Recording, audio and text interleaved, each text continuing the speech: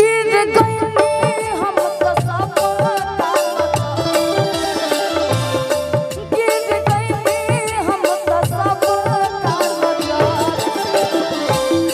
मिलत बाबू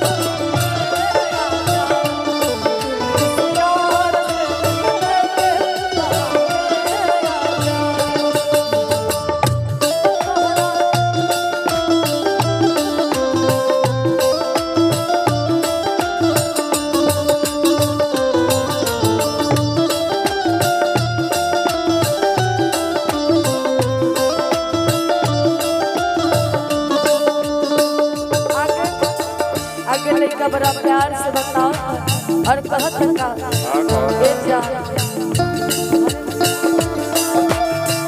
का कमी रहे हमरा प्यार में कि तू हमके भुला दे कि का कमी रहे हमरा प्यार में कि तू हमके भुला दे दूसरे के नाम के मेहंदी अपने हाथ में रचा दिल का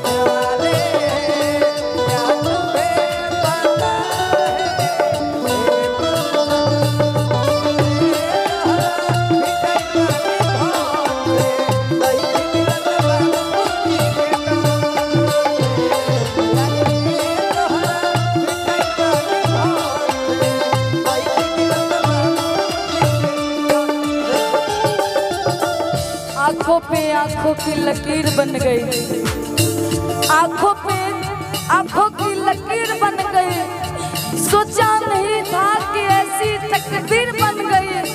रेत पर मैंने फेरी थी उंगलियां, रेत पे मैंने फेरी थी उंगलियां।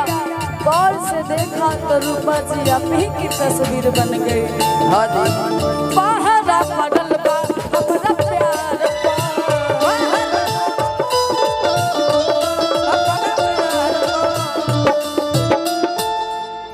भैया है आई तनी जख्मी भैया जाई देखी ए बड़ा तनी है बड़ भैया खातिर को ताली बजा दे तब हम परिचय दे। छोटा भैया ई बड़े भैया जख्मी जितेंद्र जी हैं जौन पहला गीत लिखनी हमरा खातिर, जौन हर लेडीज लोग भी गावल। हां जी नाच में भी चलत रहे चुप हो खधारा जानी लोरावा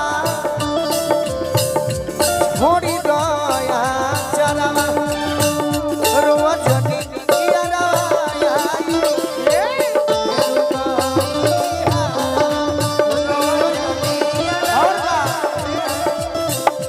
मनी मेजर में सैया जाड़ा में कवना करैती रजई खाना में आईती और